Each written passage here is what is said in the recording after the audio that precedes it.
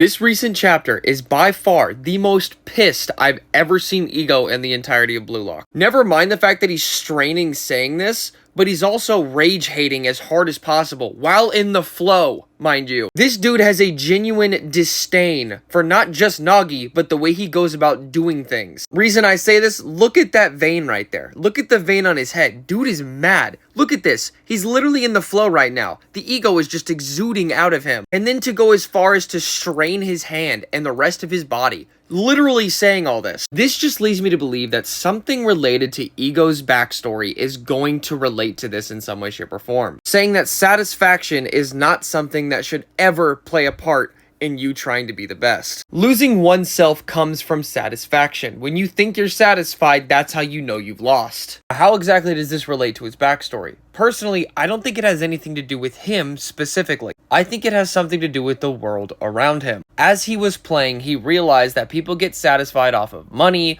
off of women, off of all this other stuff, and just completely lose the values of what makes a soccer player. From that, it pissed him off to no end, because even he knew that there was more to it than just that. Realizing playing the game is more important than anything else, and evolving oneself to play the game better than you were before is the best thing to do. And losing the drive to do so because you're lazy or focused on something else entirely is not the way to do it. If you're committed to something, that being soccer, you gotta see it through. None of this, probably maybe bullshit. And that really got to Ego, which is why he decided to do his own thing, that being Blue Lock. But that being said, why nobody knew him, especially those in Blue Lock, kind of surprising. There's a lot to be said about Jinpachi Ego, and even with the information that we have, it's still not enough. But hopefully, in due time, we do get a backstory for this guy, because that is probably one of the biggest questions within Blue Lock right now.